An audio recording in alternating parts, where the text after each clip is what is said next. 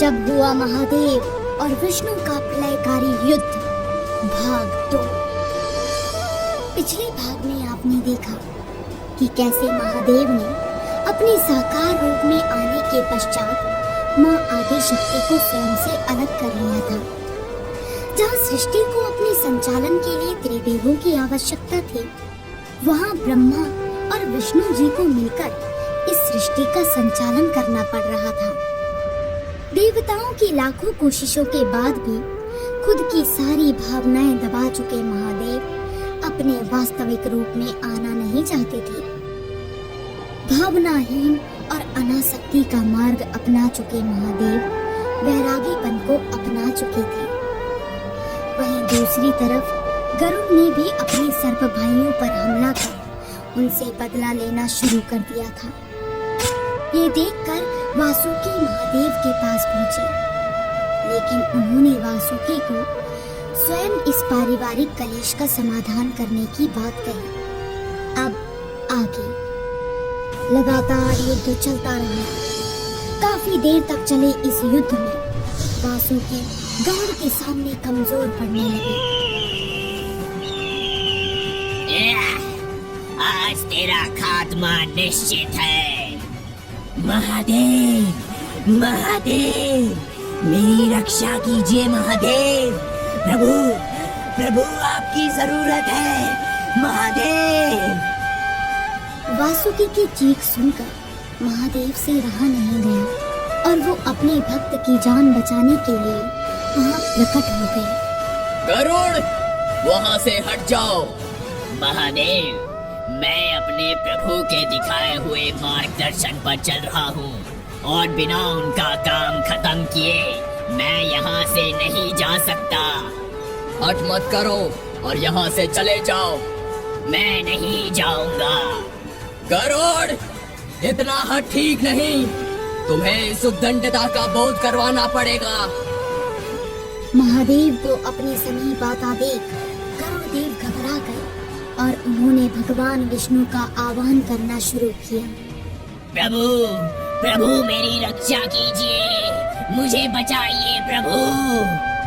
अपने भक्त की रक्षा हेतु भगवान विष्णु को महादेव के विरुद्ध वहाँ खड़ा होना पड़ा, जिसके पश्चात भगवान विष्णु ने कहा, आप मेरे भक्त पर इस तरह प्रहार नहीं कर सकते महादेव।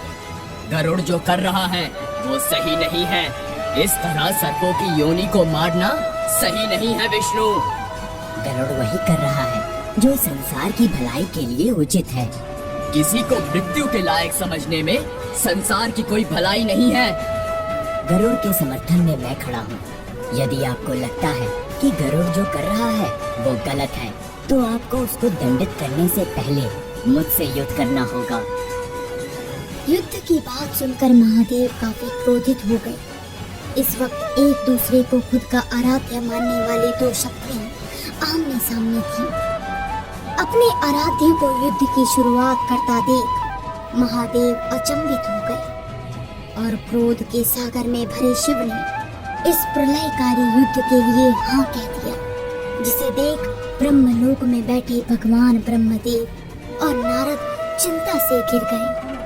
नारायण नारायण, क्या गरुड़ का यूं इस तरह सभी सर्पों को मारना उचित है? सर्पों को उनकी ही गलती की सजा मिल रही है। अगर गरुड़ के साथ उन्होंने अत्याचार नहीं किया होता तो आज गरुड़ ऐसा कदम नहीं उठाता। सबको अपने अपने कर्मों का फल मिलता ही है नारद। परंतु ऐसा क्या हुआ था? महर्षि कश्यप की 13 पत्नियां थी, परंतु कद्रु और विनीता उन्हें विशेष प्रिय थी।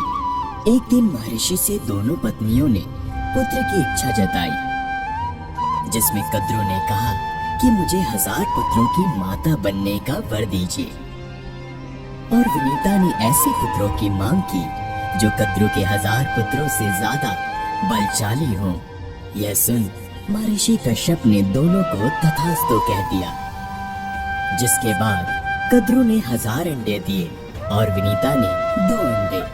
कुछ दिनों बाद जब कद्रु के अंडे फूटे तो उनमें से काले नाग निकले, जिन्हें देख कद्रु फूली नहीं समा रही थी। उत्सुकतावश विनीता ने भी अपना एक अंडा फोड़ दिया, परंतु अंडा फोड़ते ही उसकी सारी उत्सुकता धरी की धरी रह गई।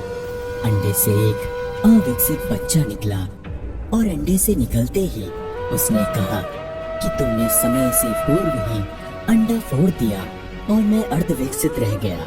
इसके दंड स्वरूप तुम्हें कद्रों की दासी बनना होगा, और अगर दूसरे अंडे को फोड़ने में भी तुमने उतावलापन दिखाया तो सारी जिंदगी तुम्हें कद्रों के दासत्व से कोई मुक्त नहीं करा पाएगा। अतः इस अंडे को अपने आप ही फूटने देना, इससे उत्पन्न बालक ही तुम्हें दासत्व से मुक्त कराएगा। समय बीता और अंडा अपने निर्धारित समय पर फूटा। उस अंडे से एक गरुड़ निकला। एक दिन भ्रमण करने के दौरान दोनों की नजर उच्चैश्रवा नामक घोड़े पर पड़ी, चूंकि घोड़ा दूर था तो विनीता ने कहा, कद्रू देखो, सफेद घोड़ा है जो कि सर से पूंछ तक बिल्कुल सफेद है। जिस पर कद्रू ने कहा, नहीं दीदी, उसकी पूंछ काली है। इस बात पर दोनों में विवाद हो गया और शर्त लगी कि जिसकी बात गलत साबित हुई वो दूसरे की दासी बनेगी। अंधेरा होने की वजह से अगले दिन सच्चाई परखने की बात हुई।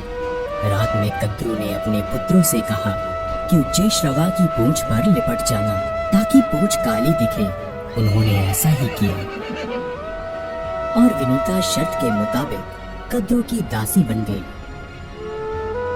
यह जानकर गरुड़ कद्रू के पास गए और अपनी माता को दासत्व से मुक्त करने की प्रार्थना की। इस पर कद्रू ने गरुड़ के सामने अमृत लाने की शर्त रखी। गरुड़ अमृत लाने चल दिए, परंतु वहां पहुंचकर उन्होंने देखा कि अमृत कलश की रक्षा 2 देव और सुदर्शन चक्र कर रहे हैं। उन्होंने अपना आकार छोटा किया और कलश उठाकर उड़ने लगे।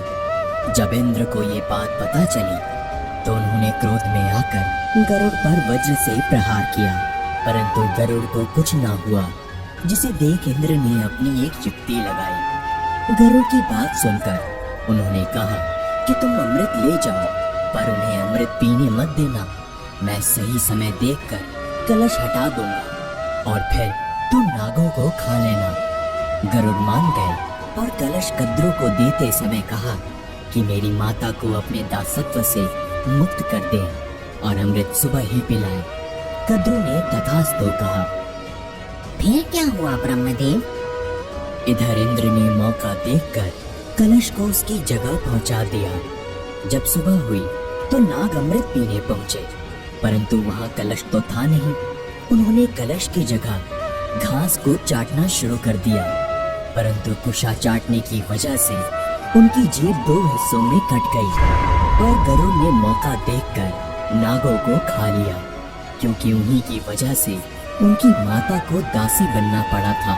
इसी बात का बदला लेने के लिए गरुड़ ये सब कर रहा है। पर गरुड़ ने अपनी माँ को दासी बनाने के लिए सांपों से बदला तो ले ही लिया था।